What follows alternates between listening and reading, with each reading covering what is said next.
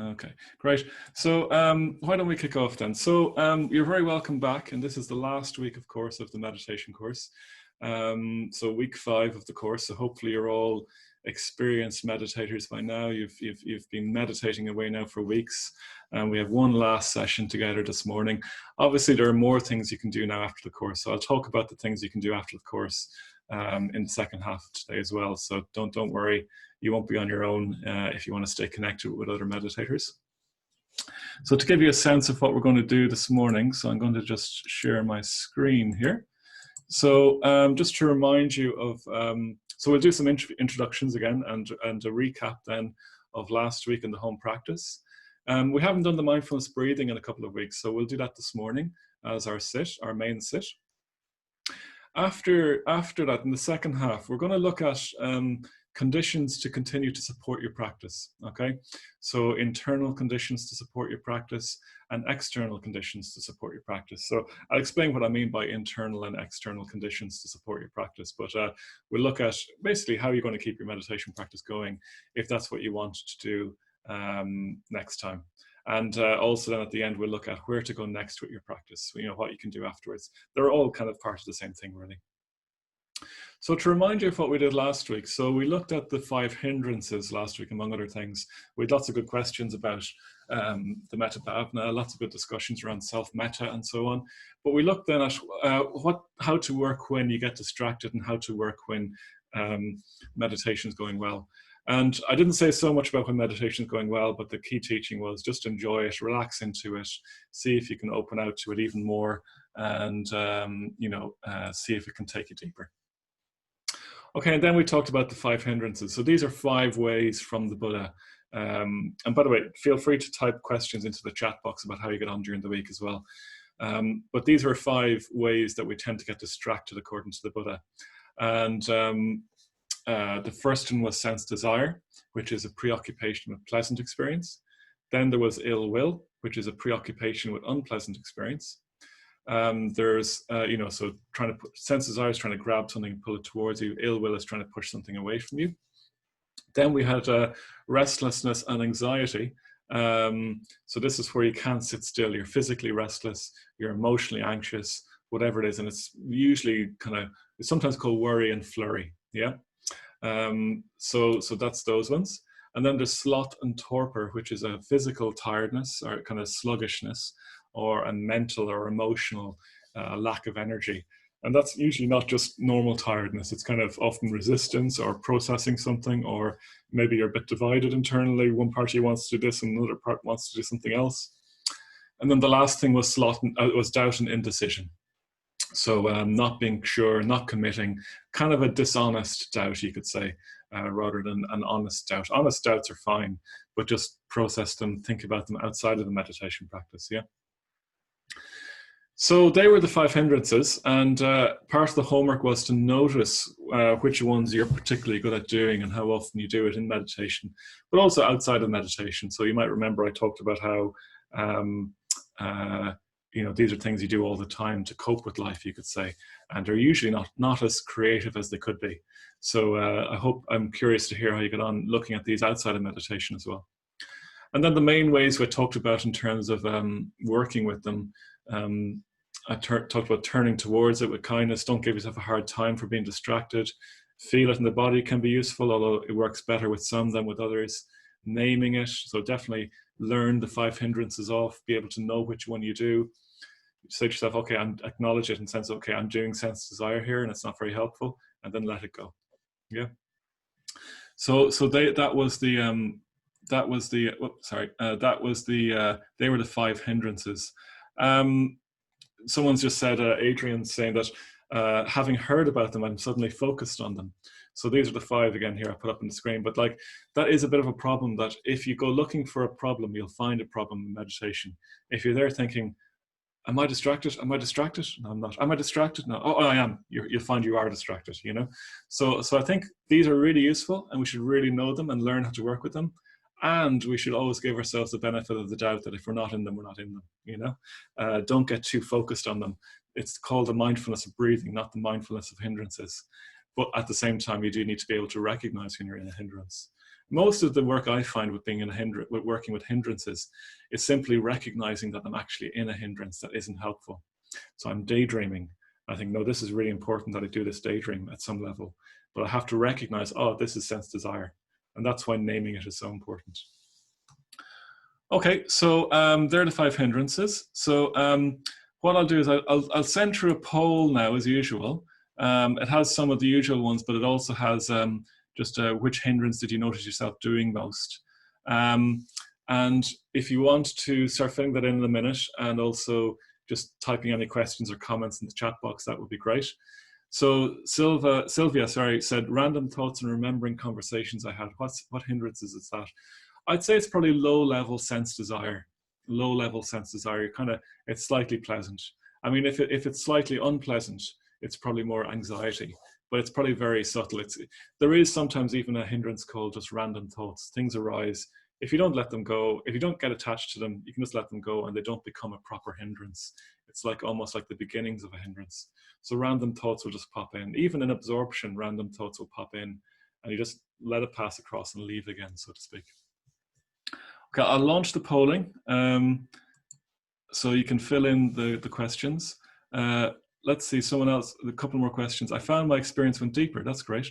I physically quivered while breathing in, out, love and kindness measured to myself, but it abated when sending it to neutral and irritating folks.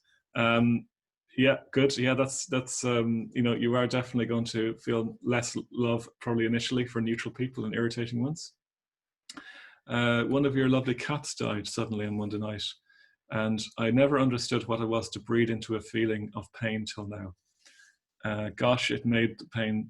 I guess it made the pain so you ended on a bit of a cliffhanger there, Eileen. Much worse. Oh my word. Okay. Sorry to hear that, but I think pain like that, it is going to be there in your being anyway.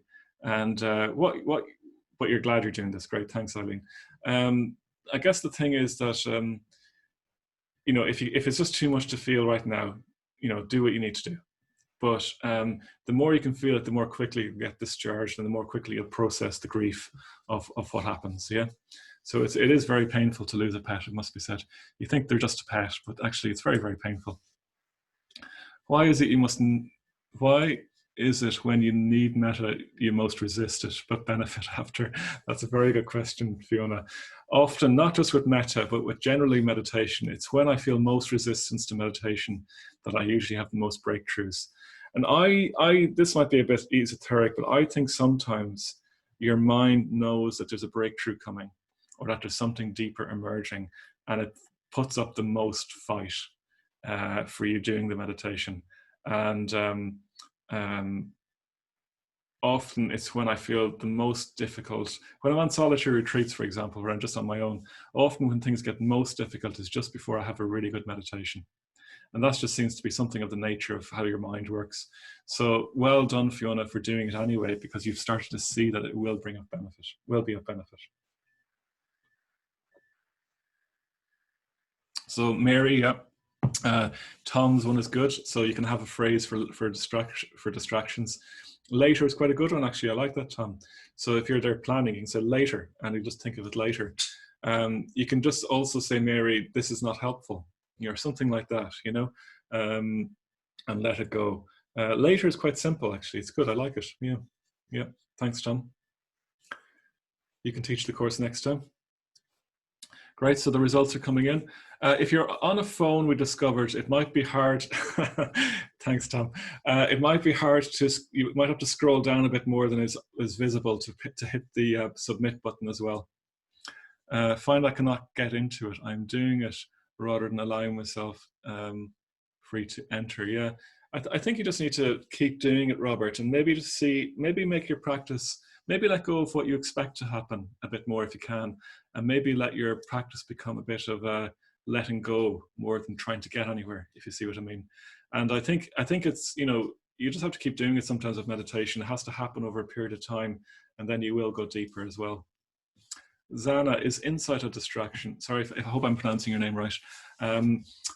Um, Meditation is an art form rather than a science or an engineering. So sometimes there might be things you have to allow to unfold.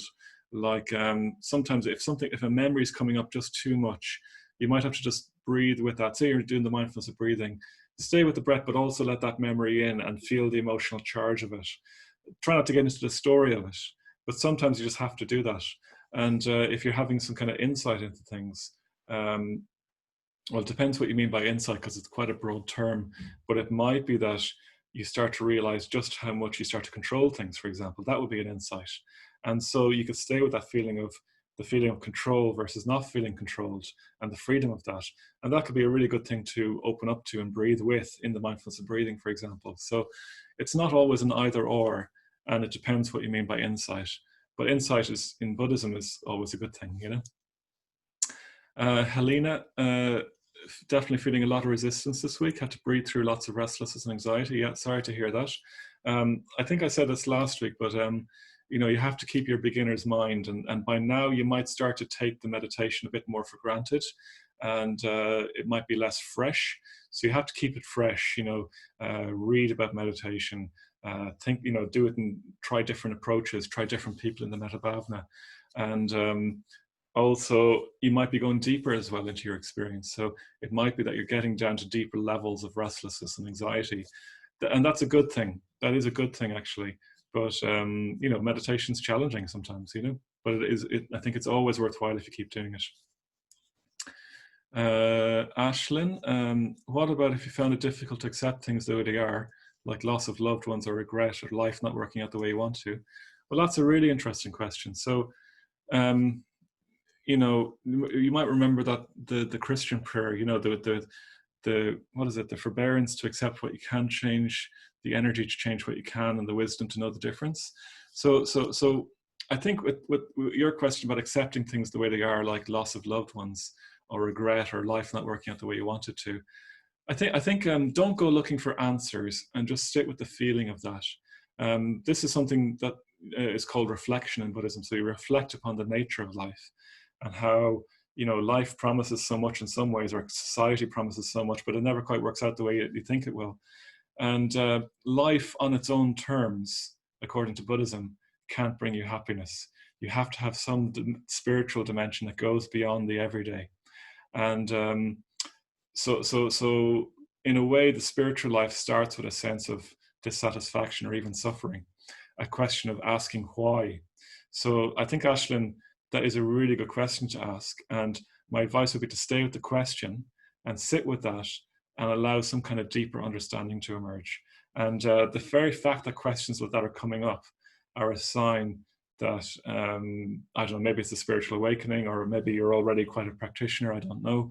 But it's a very good sign. It's not entirely comfortable, but it will bring you to a place with greater wisdom about life and greater contentment about life. I know it sounds counterintuitive. One of the things I'll mention in the tea break is that we're running a course starting next week on reflection. And these are the very kinds of questions that you can often reflect upon to cultivate wisdom. Yeah, so Buddhism is all about cultivating wisdom. So Ashlyn, I could do the whole week's course on your question, but I'm going to have to leave it there, I'm afraid. One or two more. I sometimes found I felt restless, but I kept my meditation for longer sits. I have a bit of a headache afterwards. Yeah, Dimitar. So maybe just try and bring yourself down into your body. Don't try and force metta. Just try and have an openness to the person. If the Metta Bhavana is causing you difficulties, maybe message me, email me, and I can chat to you separately. Yeah. Just what if you get headaches, it's probably a sign that you're making too much effort or forcing things. So just try and relax. Maybe do a bit more body scan as well, actually. Sylvia, during some of my stages, I found myself sleepy. Is this sloth and torpor, and why might I be doing this? It's very hard to know, Sylvia. I think you just keep doing it anyway. The Serenity Prayer. Thank you, Elish. Sylvia, sorry. Yeah, just keep doing it anyway, and don't worry too much if you feel tired here and there or sloth and torpor. With sloth and torpor, it's actually very hard to work out why you're having sloth and torpor. The main thing is just to try and work with it, to be frank. Okay, I'm just going to end the polling and share the results. Sorry if everyone didn't get to vote there. Okay, so most people meditated every day. Some slippage from previous weeks, I notice. So more people were moving back to the 5 days, which is really great. I'm just teasing you now, but it's really great. It's really great. But watch out for as you get more familiar with meditation, taking it for granted. Yeah, everyone was pretty good this week. Well done, everyone. What was the main thing to get in the way? So again, the majority, nothing got in the way. Forgot to prioritize it was still a big one, or the biggest one, apart from other, which is big as well. I won't talk about other. Yesterday I did week 2 of the meditation course, a different one I'm leading, and forgot to prioritize it was massively the biggest one. So I was saying to them, write it on a post-it and stick it on your monitor, or write it on maybe even permanent marker on your mirror or something like this. Just remind yourself. It's the main thing is remembering to practice. But it's great to hear that so many of you didn't find anything got in the way. And let's see, so that's really interesting about the third question, if you can see that on your screen. Restlessness and anxiety, by far and away the biggest hindrance that people had. In a way, it's indicative of the age we live in, isn't it? We live in the age of anxiety, and yeah. I mean, it's totally expected, and it also kind of makes you sad to hear that so many people suffer from anxiety and restlessness, doesn't it? So yeah. I mean, the main thing with restlessness and anxiety is to try not to get caught up in the stories, and that's very hard to do, very, very hard to do. But I mean, I think physical, be really in your body if you can be. Not work with the feelings of tightness and clamming up in your body, rather than the mental story, the emotional story. Yeah, feel your emotions in your body if you can. Bring your attention down into your body. You can tell yourself, like Tom was saying, later. You can worry about it later. For now, you're just going to be here. What else can you do with anxiety? You can if you want to read the notes from last week, there's a lot more information there which we didn't have time to go into, in regards the antidotes, working with meditation, working with hindrances. And at the end of those notes, I think there's a few more points about restlessness and anxiety. But one antidote is the blue sky mind. So you're trying to have a sense of spaciousness and openness, and just watch thoughts and emotions and stories be like clouds that arise and pass away without getting caught up in them. Remember that you don't have to be in your emotions. You can just experience them and let them go. You're not your emotions. So yeah, just really try and work with it. And remember that, if you're in a meditation, nothing's going to happen if you wait 20 minutes to think about something. You'll be fine, Physical exercise, thanks Kevin. Yeah, that's really good. So doing yoga, going for a run, going for walks. So if you're not getting much physical exercise, it does tend to play into restlessness and anxiety. So get more exercise actually as well. That can be of real help. Okay, so then another one's sense desire. Yeah, that's the one I tend to do most. A few people with ill will, sloth and torpor, doubt and indecision, and some people didn't really notice. With sense desire, I think the main thing to do is to recognize that it's not helpful. And that's a big challenge for me, I find, because sense desire is by its very nature seductive. It's pleasurable. You want to think about it. So you have to remind yourself it's actually more enjoyable to be here with the breath. And sense desire often comes about because you're not really finding enough pleasure in the meditation. So try and find more pleasure in the meditation itself. Getting a puppy helps with anxiety. I couldn't agree more. I'd love to have a dog here. Thanks for that, Ashlyn. I can see you're actually on my screen at the top. I can see you nodding and smiling away. They might even meditate with you. Who knows? They might fall asleep in your lap as you're meditating, Okay, so yeah, thanks for that, Mags. That's great. When you're sitting in the moment, there's nothing wrong. So there's nothing wrong with just being in the moment. You don't have the other thing about anxiety is that there's usually a story going that I have to think about this or it'll all go wrong, and you don't have to think about it. You just don't. That's a fact, Okay, so enough talking about meditation. Why don't we set ourselves up and we'll do a period of the mindfulness of breathing. So make yourself comfortable.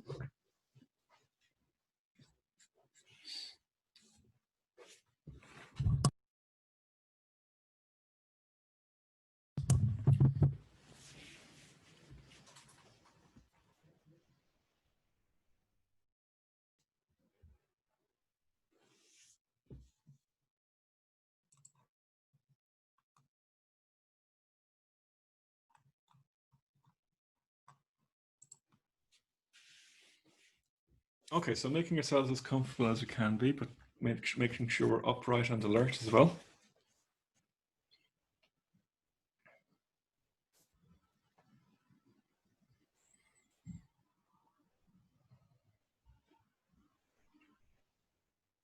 When we're ready, closing our eyes.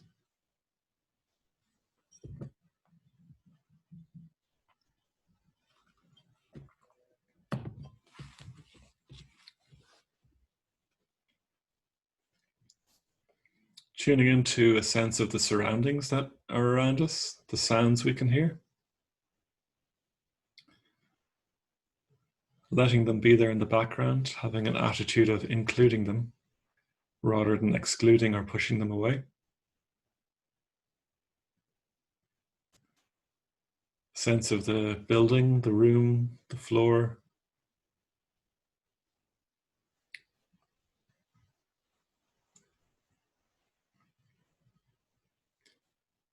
There might also be people around in other rooms, outside. Being aware of them for a moment as well.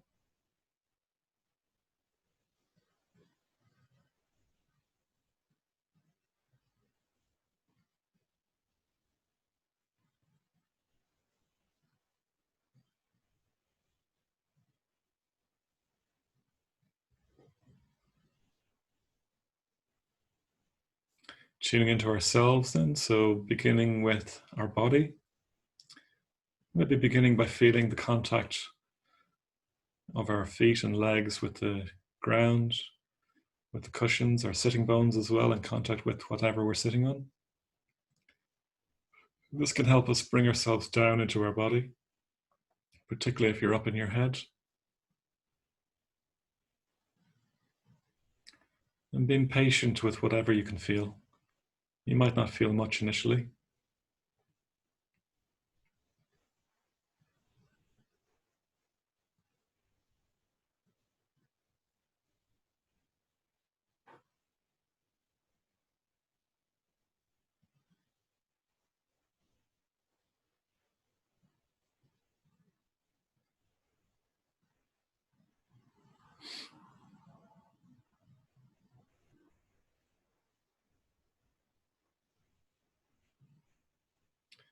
Having a sense of how it feels physically to sit here.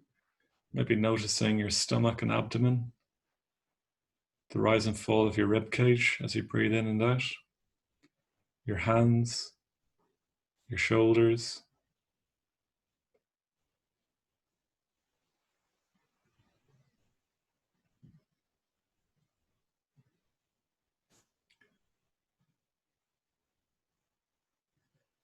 Tuning in then to the feeling tone of this experience.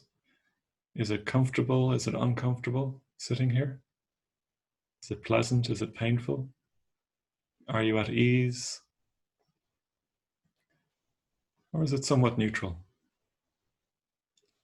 Seeing what you can feel.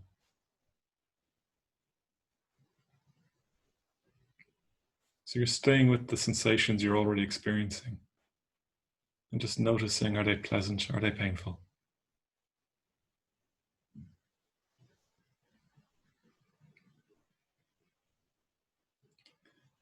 And if you find you're getting a little confused, it's probably that your sensations are just pretty neutral.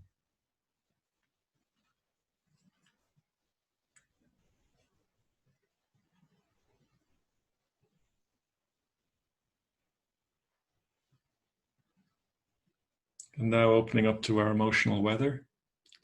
What's the emotional weather like inside? Is it bright and clear and sunny like outside today? Is it more overcast or even stormy?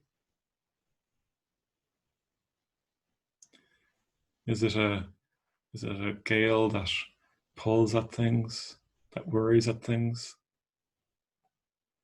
Or is it quite calm and spacious?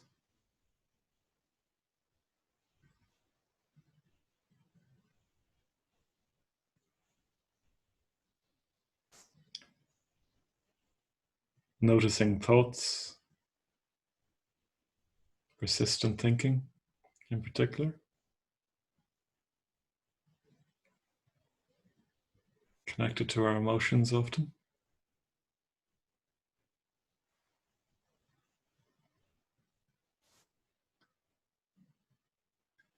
Letting our thoughts and our emotions just unfold in the blue sky, not being caught up in them, not getting lost in their stories,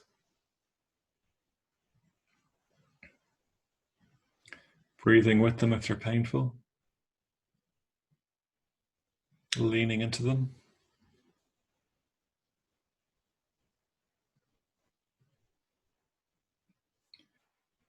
And now allow an awareness of the breath to emerge.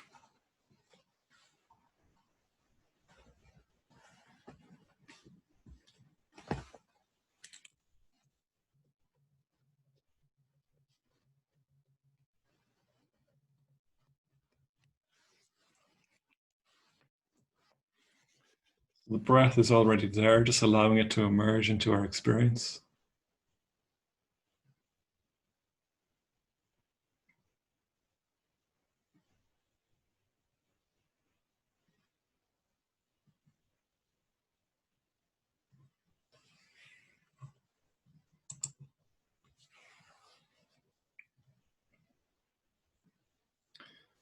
And remembering, connecting with our intention to stay engaged with the breath, to bring our attention back to the breath, to try and enjoy and appreciate the breath.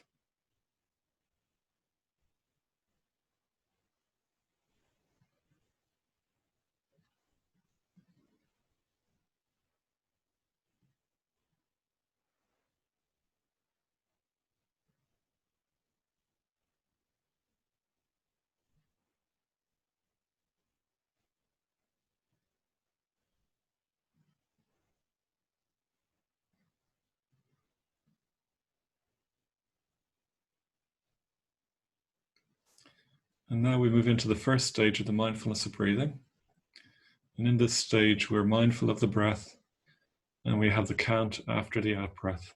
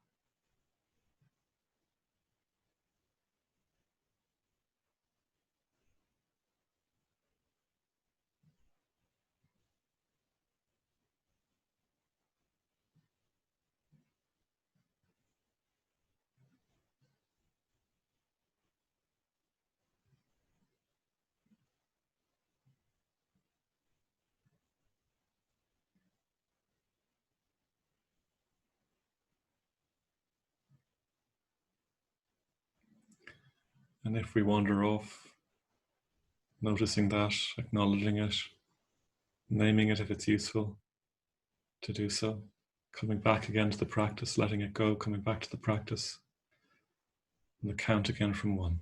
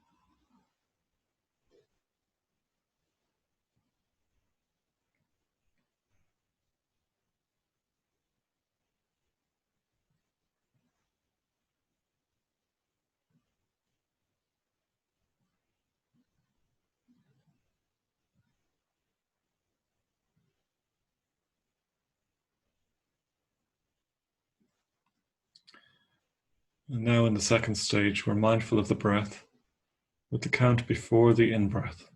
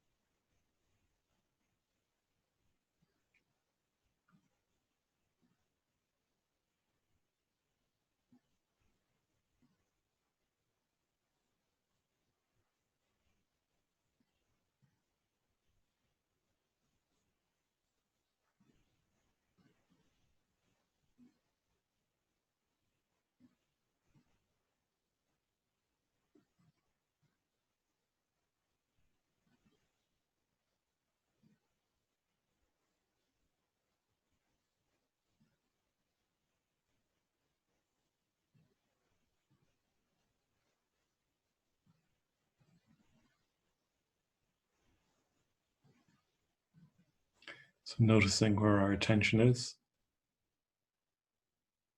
if it's wandered off, responding appropriately.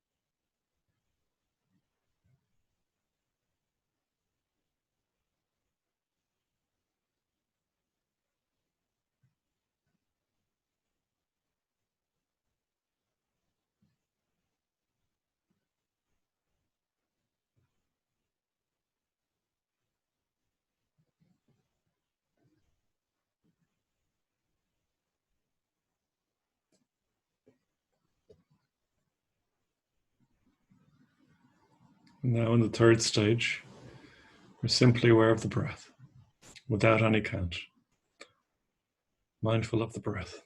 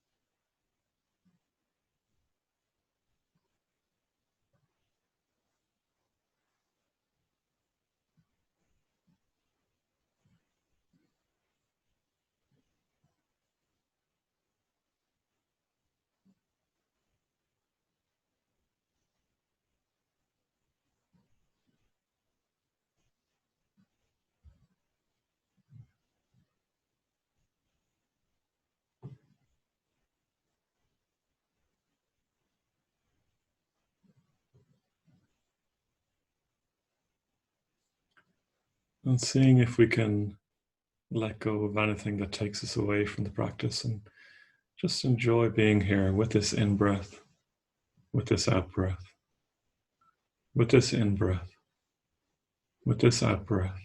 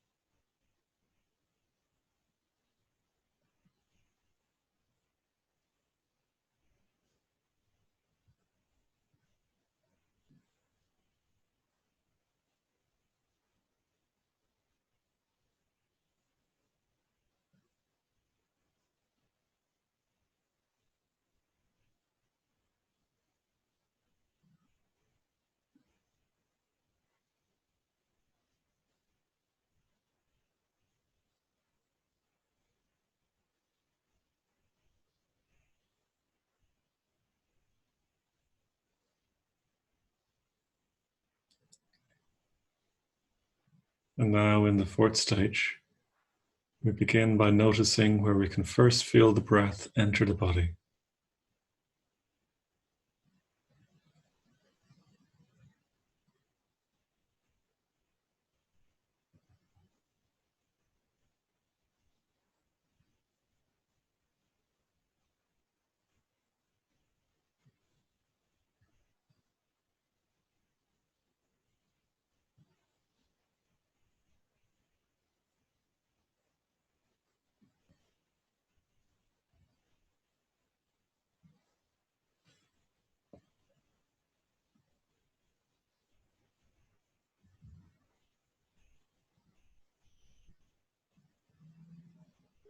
And now noticing the sensations at this point as you breathe in and as you breathe out.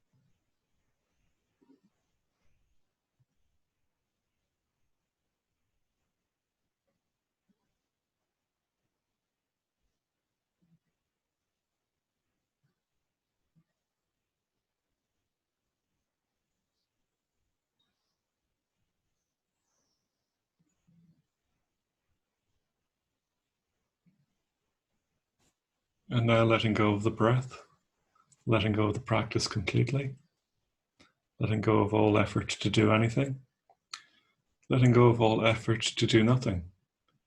And we're simply just sit for a few moments, just sitting.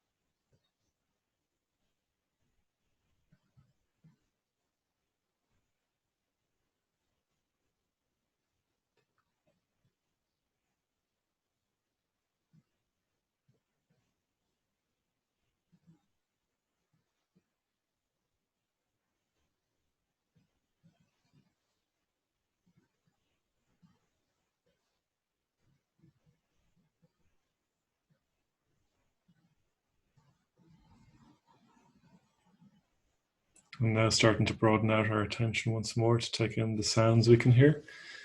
Actively listening to the sounds that we broaden out our attention. Becoming aware of the room around us, the building, the people. Keeping our eyes closed for the moment, starting to gently reintroduce movement, slowly and appropriately. Taking whatever movements or stretches you want to make. Coming out of your meditation posture if you wish. Keeping your eyes closed for the moment. And just spending a few moments now tuning into how you're feeling after having done the practice.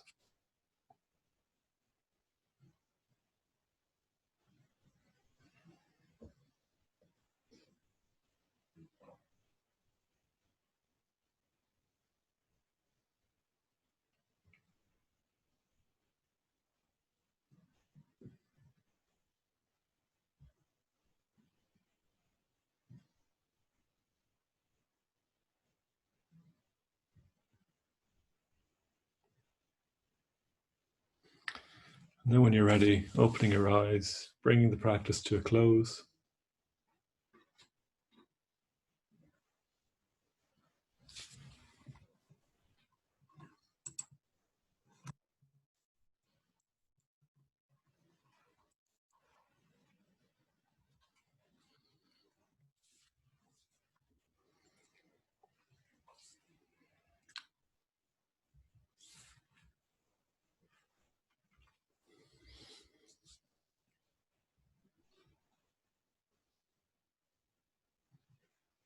Okay, great. So that was another period of meditation, the mindfulness of breathing.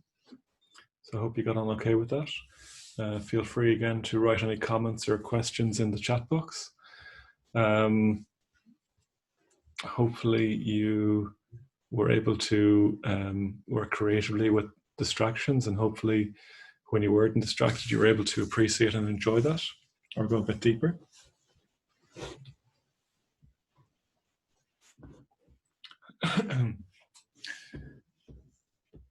Jintair, if that's how you pronounce your name. I think do you mean yawning once in a while? Or yearning? If you mean yawning, I think that's normal. Yearning. Yeah, that's quite normal. It's just your sign that you're relaxing, actually. And yawning is usually a sign of energy being released, or your body relaxing. So it's a way to keep yourself awake, actually, yawning. So yeah. I find it really hard to feel where the breath enters my body. Yeah, that's fine, Adele. It is probably the most challenging phase. So, even if it's just up in the bridge of your nose, that's fine, or in your throat, or even if the first thing you can feel is your lungs moving, that's fine, just focus on that. Great. Valentina, I think that's okay initially, but then just try and stay with the practice as well then. As part of the setup, that might work. Pat, I find myself less distracted with guided meditations. Yeah, that's fine. I think guided meditations are better initially, and there will come a point then when you'll find that the guided meditations get in the way. So you might want to just have a bit more free range. Um, sorry to hear that metta is a struggle, Paula. Um, um, I guess all my friends are difficult. Well, we'll see. It might change, but you need to keep doing it as well. Yeah. I need to breathe a little bit deeper from time to time. Yeah, that just do what you need to do with the breath. You know how to breathe already, so you know, just do what you need to do. That's Sylvia. Yeah. Just on that point, sorry to go back to the point about guided meditations. On the page that I sent you to for the guided meditations, there's other guided meditations there as well for the mindfulness of breathing and the metta bhavana. And you might actually want to use the ones by now that are less guided. So, you know, we guide you quite fully in those practices, but if you just do that every time, it's like playing the same piece of music over and over and over again. It's really good to learn that piece of music, but it's only one way of playing music. So I think you can move to the later tracks. So I think tracks 2 and 3 are the ones you're working on with the mindfulness and the metta, but you could move to tracks 4 and 5 now on the guided meditation page, where it gives you a bit more space. I mean, only if you want to. So another person, Robert's just saying that you feel better with the guided meditation. There is still a bit of guidance. It guides you in and it guides you out, and it mentions the stage, but there's less guidance in the stages. So try that out and see how you get on. They're also a little bit longer, some of them. You can try longer sits as well. There's quite a few ones there with just bells. So don't just do the same guided one over and over again. Every now and again, try one of the other ones and see how you get on. Yeah. After a certain point, being guided in the same way over and over again will limit your meditation too. So it's a creative tension between the two. Okay, great. Thanks, John. It sounds like you did the other one as well. Yeah, good. Okay, I'm just going to share my screen again, just with the usual halftime announcements. So the hindrances are not the announcements. The second one first. So you can go to our website, dublinbuddhistcentre.org/online, and you can see all the events that we have coming up in the next while. So our thoughts for today are now every Monday, Wednesday, and Friday. So you can have a look at them there or on our YouTube channel. The link is there in that. I'll talk a bit more about what to do next in terms of guided regular meditation, drop-in meditation practices, and so on. There is one course I'll mention now, which I mentioned last week, which is there's a Buddhism course starting next week called The Art of Reflection. And it's about how we reflect upon the questions that occur to us. So like the question that someone had mentioned earlier on, sorry, I don't have the chat open right now, I can't see who it was, about, you know, the nature of life, you could say. So it is a Buddhism course, and it's being led by Lala Tavira, a friend of mine, and he's going to explore how to reflect, how to, you know, spend your time reflecting well. So much of the time we don't think well, we think poorly. You know, our thinking is to do with anxiety or worry. But this is how to use your mind well to reflect upon, well, really the central questions of life. You know, what's it all about? Well, that might be a bit grandiose, but certainly questions about the meaning of life, you could say, or how to live a life of meaning, probably more accurately again. So that's on Wednesday evenings from 7 to 9. And it'll be in this format, Zoom. It'll probably be a bit smaller. I think there's about 30 people booked on at the moment. You know, we had, 500 people booked on at the start of this course. But it'll be a bit more intimate, and it assumes that you know the mindfulness of breathing and the metta bhavana as well as a context. So I'll email you details of that, and I think Kevin, maybe if you haven't done it already, you could put the link in the box. Then the other thing just to say as well is that obviously the course is completely free. We're very happy to offer the course for free, but we're almost entirely dependent upon donations at the moment in the Buddhist Centre. So if you want to help the centre, support the centre by donating, I know many of you have already, and thank you very, very much for that. You can go to the website dublinbuddhistcentre.org/donate.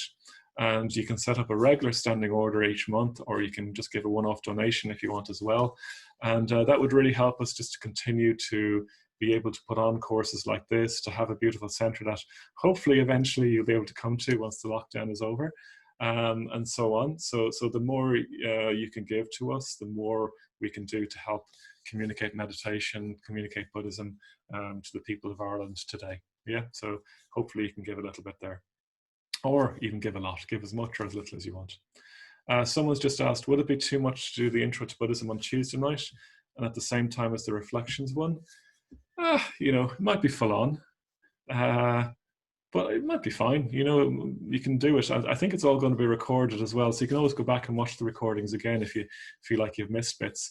Personally, I do. You know, I often do 3 nights a week when I'm teaching, and it might be a bit of a stretch, but if you've got the time, I don't see why not. I mean, you want to be able to do, if you're going to do the reflection course, we will be asking you to reflect each day for 10 minutes. And often that's even just doing nothing for 10 minutes each day.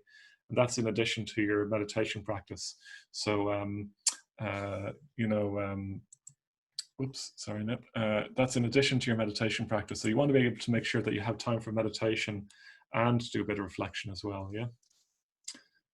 Let's see, is there any other questions? Great, thanks, Ailish. Okay, so why don't we move on to the second half then? And you can keep sending in your questions if you wish as well. So what I wanted to talk about now was, and I'm a bit behind in time, but I think we'll be okay. So I wanted to talk, so the course will be over shortly. And, oh, Valentina can't hear me sometimes. Can I just, is there anyone else having problems with sound? I mean, you might not be able to hear this if you are. Does the reflection course include the odd time? Okay, sorry about that. Does the reflection course include meditation? Okay, we'll look into the sound. I'm sorry about that. Okay, let's just see for a second. I might just change one thing. If you give me 1 second with the sound. Hang on 1 second.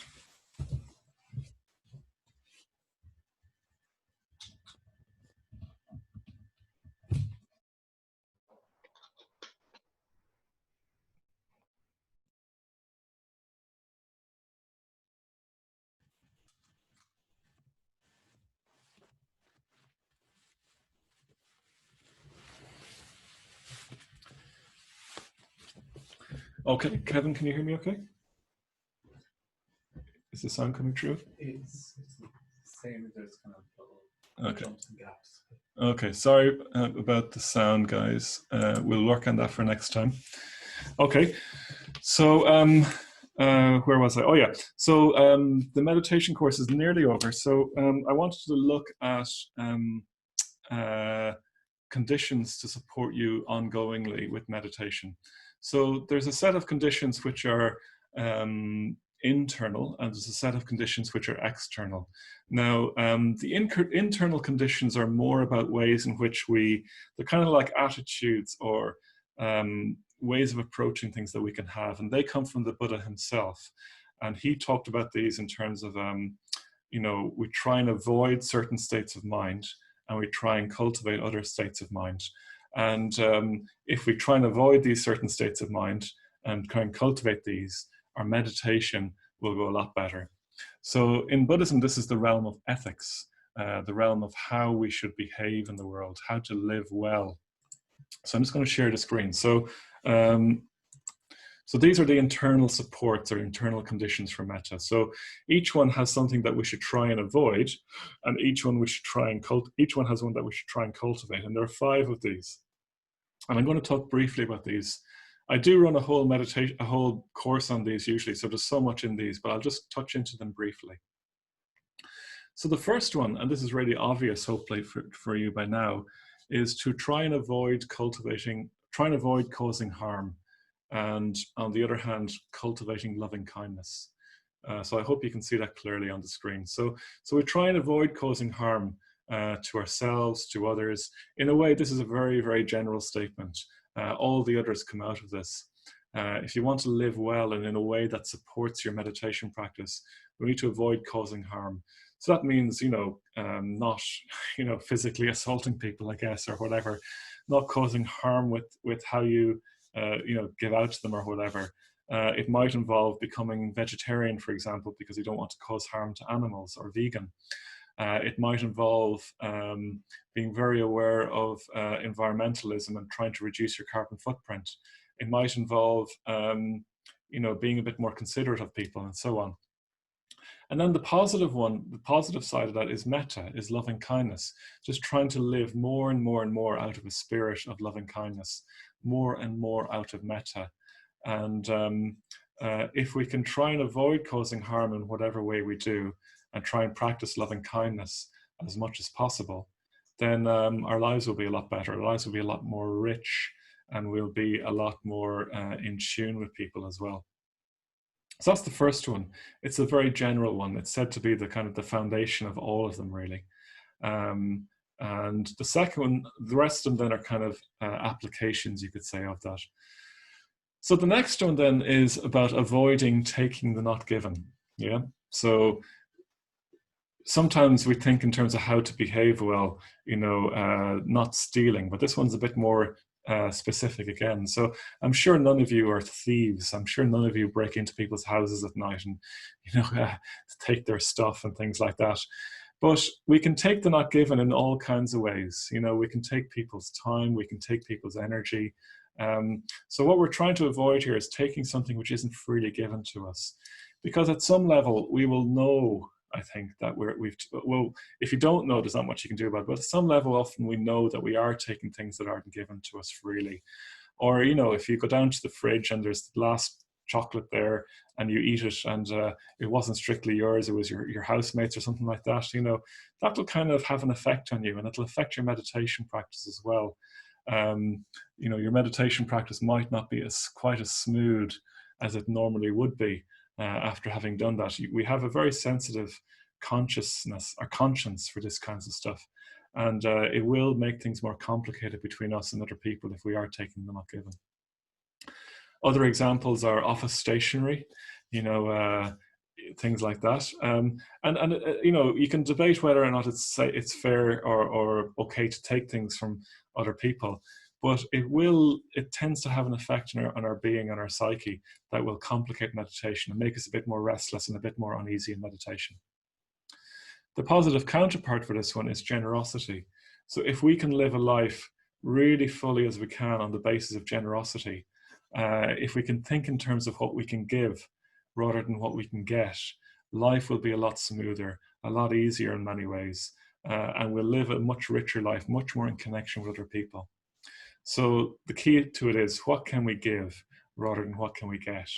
And in Buddhism, giving is seen as a very enjoyable act. You know, we give with joy, we enjoy giving. Giving is something that connects us to other people.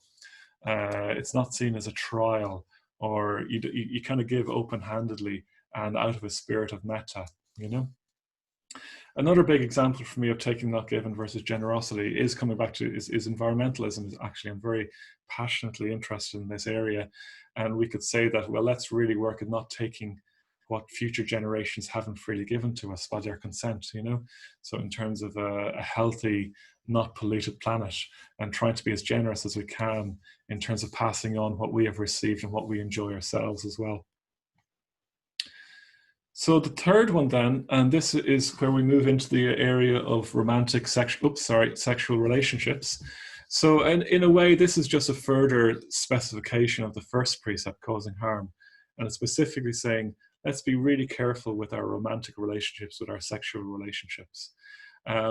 As we all probably know, I'm sure, it's an area where a small misstep or a small action can cause huge harm and suffering, you know. It's an area which is very fraught with difficulties and has a lot of emotions involved, a lot of desire involved, and so on. A lot of, it can be quite neurotic at times, although not always, obviously. And it can have a lot of neurotic attachment involved, although not always as well. It's probably worth saying as well that Buddhism doesn't have any problem with any particular lifestyle choices around your sexual relationships. It doesn't care if you're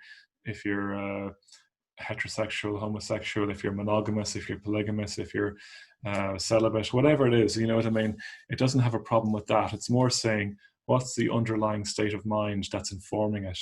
Is it based upon you know, being really neurotic, a strong neurotic desire, or is it more based upon awareness and kindness and so on? And it encourages us to say, well, if we're in a relationship, let's try and be happy and content within that relationship. If we're single, let's try and be happy and content within that relationship, within that way of being. And if you want to change from one to the other, doing that on the basis of awareness, kindness. Well, the three and the positive ones here are stillness, simplicity, contentment. So what way of life in this arena will bring you the most stillness, simplicity, and contentment? And yeah, it's a very, very big area that we could spend a whole 5-week course on probably. I don't know if I'd like to lead that course because it's such a complicated area, but certainly we could. For me, I'm happily in a relationship. And for me, I think the key teaching here is to see the other person as a person independent of me, and not just an object of pleasure for me, and not just getting annoyed when they become an object of displeasure, you know? So trying to see the person as a person and relate to them in that way. And I find the more you can let go of holding on tightly to the person or to the relationship, the better the relationship tends to go, ironically. So again, a lot that could be said here. But again, and why this is relevant for meditation is that, well, it's something we tend to spend a lot of time thinking on, isn't it? And actually, the more stillness, simplicity, contentment we can have, the better our meditations will go. So the fourth one then is about practicing truthfulness and avoiding untruthfulness. So an interesting area, an interesting experiment to do with this one is to practice. I'm sure none of you are liars, yeah? None of you go around compulsively lying to people. But there is the whole area, I think, of little white lies, which are usually told just to make things easier socially, yeah? So just to avoid awkwardness, to make things easier and so on. One thing I've liked to do, I've done, and I still keep to it, is I try and avoid little white lies. Try it as an experiment for the week ahead. Little white lies tend to complicate things. For example, you have to remember who you said to what person. So I said that to that person and that to that person. I hope that person doesn't talk to that person then, because they'll find out that I said something slightly different, and it makes it all this complicated web. So what I found was that when I stopped doing that, it was a relief and life was much simpler, and I could just actually be myself a lot more. So again, there's no kind of absolute here in terms of good and evil. There's no good and evil in Buddhism as such. There's helpful and unhelpful. And what it's saying is that untruthfulness is actually less helpful than we think it is. And to live on the basis of truthfulness is a relief, actually, and a lot easier in the long term. And you can be much more yourself then. So in terms of truthfulness, I mean, it doesn't mean that you go around telling everyone exactly what you think necessarily. Truthfulness has a strong element of appropriateness as well in there. So an appropriate response to people. And sometimes truthfulness might mean not speaking anything at all. My mother used to say to us, if you can't say anything nice, don't say anything at all. And I'm not sure if that's quite what we're saying here, but certainly there's some truth in it. You know what I mean? That you don't always have to say exactly what you think. That might be appropriateness, and kindness is a large part of speech as well, yeah? And you will find life is a bit more simple and uncluttered if you follow this precept or follow this guideline. Then the last one, and this should be clear enough, is that we're avoiding intoxicants. So if you if you have like, I don't know, half a bottle of whiskey tonight, or a 6-pack of beer or something like that, and then you try and meditate in the morning, guess what? Your meditation probably won't be as good, yeah? Or more probably relevant for many of us, if you stay up till 1 a.m. watching Netflix tonight, well, your meditation is probably going to be a bit sleepy tomorrow, or a bit all over the place tomorrow. So an intoxicant, we shouldn't just think of it as drink and drugs. It's anything we use to kind of make ourselves intoxicated, to take ourselves away from our experience in a kind of compulsive way. Yeah, so it could be online shopping, it could be food, it could be anything that we use in a slightly compulsive way to take ourselves away from our experience. So it's not necessarily saying that there's anything wrong with having a drink or so on, or watching Netflix. It's more how we use those things that can be helpful or unhelpful. And the more we mindlessly indulge in intoxicants, the harder it will be then to sit down on the cushion and cultivate awareness. We're setting up a habit of unawareness in a way with intoxicants, with dulling down awareness. So it will get in the way. I mean, for me, I used to smoke a lot of pot in college, and the reason I stopped was because I just found it got in the way of meditation. It made me too spaced out for my meditation practice. So it wasn't an ideological position. And I also stopped drinking at the time as well for the same reason. So that wasn't ideological. It was just that I found that it got in the way too much of meditation. And actually, I enjoyed the positive, which is clear and radiant mindfulness, much, much more than the intoxicant itself. But the problem with intoxicants is often that we look at the pleasure-pain ratio in the wrong way. We'll only look at the pleasure, and we leave out the pain or the setback or the drawback of the intoxicant. So for me, the pleasure of the night before wasn't equal or worth the pain of the next day, even if the pain was just being very sleepy or uncomfortable in meditation. So I hope that's clear. So what the Buddha is saying here is, if you avoid the ones on the left and you try and cultivate the ones on the right, without any sense of moral judgment in the sense of good and evil, it's just saying the ones on the left are unhelpful, the ones on the right are helpful. And if you avoid the ones on the left and try and practice the ones on the right, your meditation will go a lot better. You'll be in a lot better mental state to meditate with. Life will be better as well, even if you never meditated again in your life, but you try to avoid the ones on the left and you try to practice the ones on the right, your life will go a lot better, because the ones on the left tend to disconnect us from life, disconnect us from other people. And the ones on the right tend to connect us with the world, connect us with other people, and help us appreciate things much, much more. Yeah. And you don't have to have any particular religious beliefs to take these on. They're not particularly religious or spiritual in any way. They're saying this is unhelpful, this is helpful. Yeah. So I hope that's clear. These will all be in the notes as well. There'll be a bit more in the notes. So they're the more internal conditions for meditation. So feel free to put in any questions or comments you have there about those. There's a lot in them. As I say, you can do a whole course on them. Yeah. Okay, I just want to mention the next ones then. So I'll actually go back to sharing the screen, but keep your comments coming in if you want. Kevin, if you can send any over to me that I need to answer, because I can't see it while I'm sharing the screen. So then there's the external supports for meditation. So these are things you can do more in the world around you to support your meditation practice. So the first thing is to stay in touch with other meditators. So it's really nice to be able to talk to people about meditation. When you talk to people about meditation, you get ideas, you get sparked off by people, you know. You feel supported in a kind of a strangely intangible way. You feel quite supported, or maybe intangible is the wrong word. In a way that's very hard to pin down, you feel supported, yeah. Maybe send your housemate or your family member on a meditation course so you can meditate together each morning. It's really good to be able to get up and meditate with other people, and it helps to get out of bed even if you don't want to for yourself, yeah. Connected to that is to stay in touch with the centre. So the reason for the centre, what the centre is about, we're a non-profit, we're not in it for the money. We're simply there to support people like yourselves to learn how to live a life well, yeah? Be that through meditation, be that through Buddhism, be that through the other things that we offer like yoga and things like that. But mainly our emphasis is on Buddhism and meditation. So we're about helping you to keep that going, yeah? So you can stay in touch with the centre in lots of different ways. I'll come back to that on the next slide, sorry, with more specifics. One of the ways as well is to go on retreat. Now, we're not actually offering any retreats at the moment. We had to cancel several of them. But when we come out of lockdown, keep an eye on our retreats. Do get on retreat if you can. We're not sure how that'll work with social distancing just yet, but we'll probably run online retreats as well. And there are online retreats more widely in our community as well. We're part of a worldwide Buddhist community, so you can join into those as well. I'll send you some details of those. Create a space for yourself at home. So you might want to create a space like a meditation area that's just for meditation.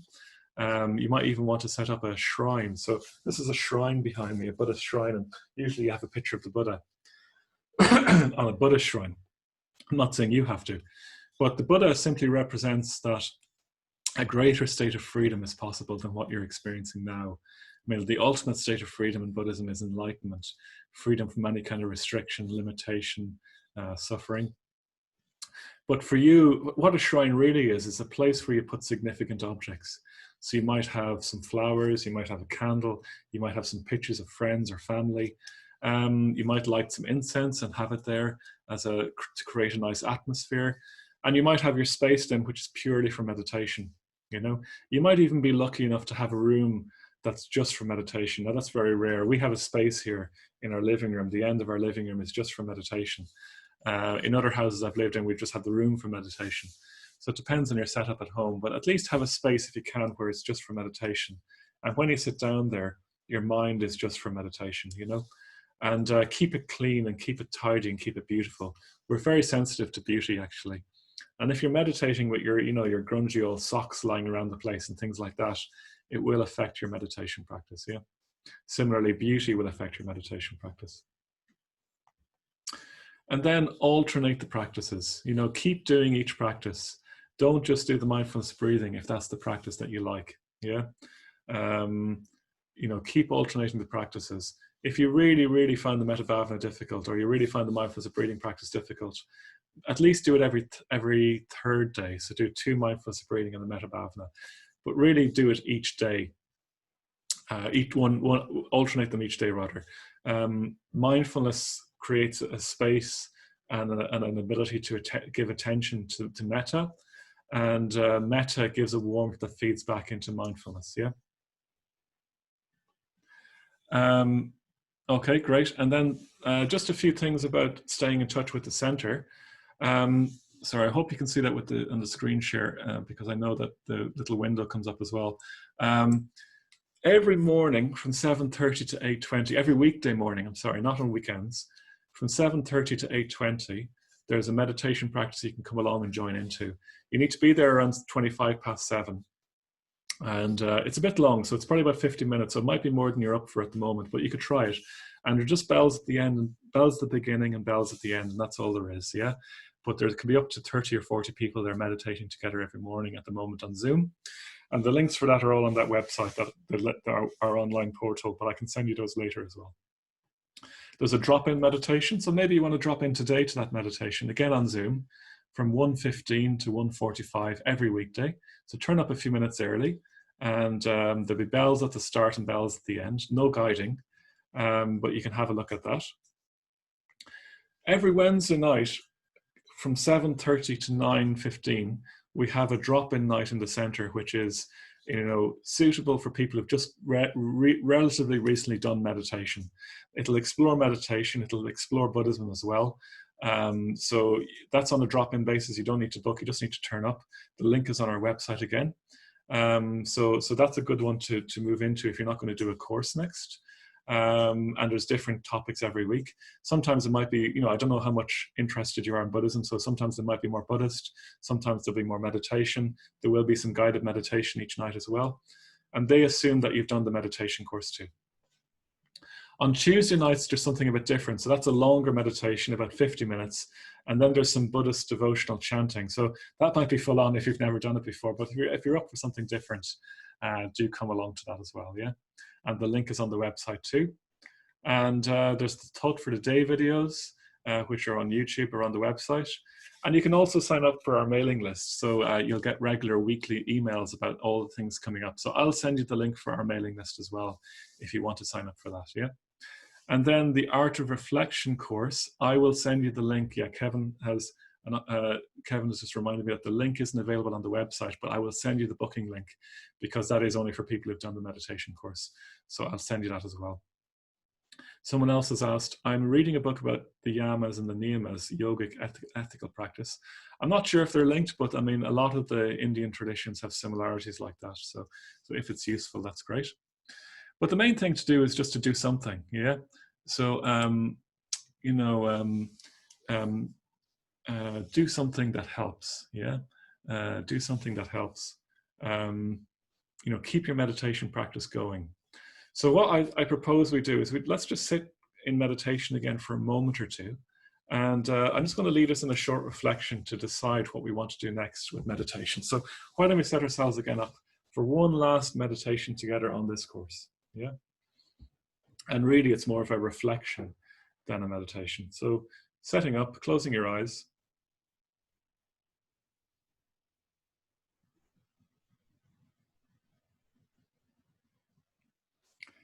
Feeling our way into our body again. There was a lot of content there, I'm aware. So being aware maybe of your feet and your sitting bones.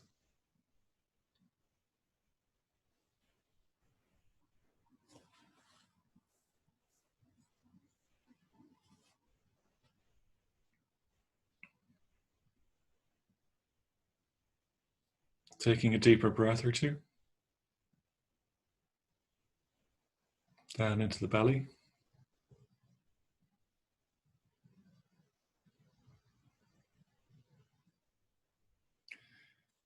And just being aware of the fact that we're now here in week 5. The course is nearly over. Just a few more minutes of the course. And over the last 5 weeks, we've looked at various things. The first week we looked at what meditation is, what it isn't.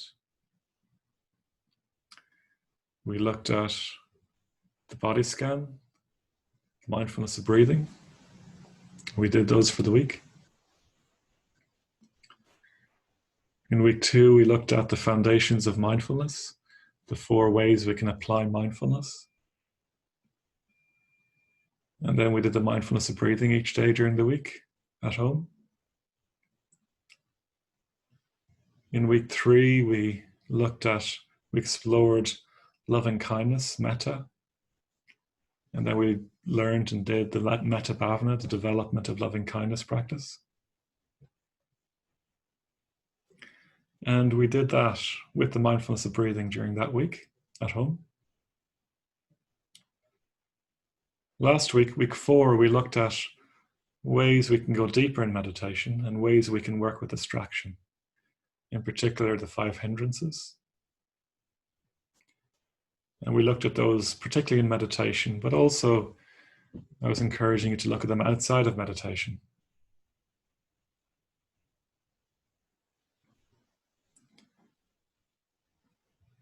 And we did the mindfulness of breathing and the metta bhavana alternatively for the last week. And now tonight we looked a bit more at supports for our practice, how to support our practice going forward. Internal supports, looking at what Buddhism calls ethics, states of mind, actions that are helpful, actions that are unhelpful, trying to avoid the unhelpful ones, trying to cultivate the helpful ones. And then we looked at things we can do more practically in our life, externally, to support our meditation practice going deeper and going onwards. So perhaps now we can ask ourselves the question, where do we want to go next with our meditation? Do we want to keep it going, or are we happy to stop there? And if we want to keep it going, do we want to have that as a daily practice that's part of our lives? Just feeling for our emotional response to that question rather than thinking about it rationally too much. Are we emotionally ready to keep it going or not? Do we want to keep it going emotionally? What are our guts telling us? What's our heart saying to us?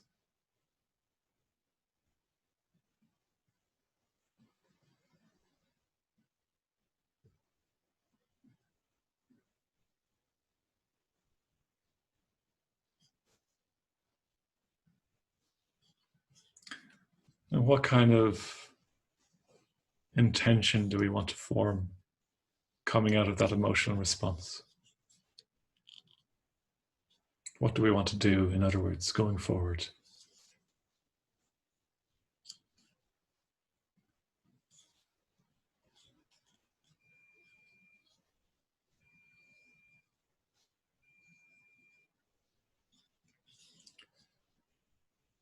And just on a very practical level, when are we going to meditate tomorrow if we are going to keep meditating? So deciding now when you're going to meditate tomorrow.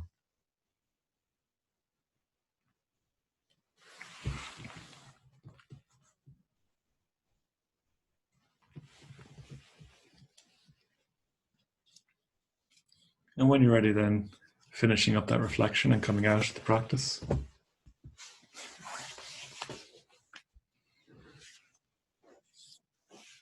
Okay, so if you have any further questions, just do stick them in the chat box.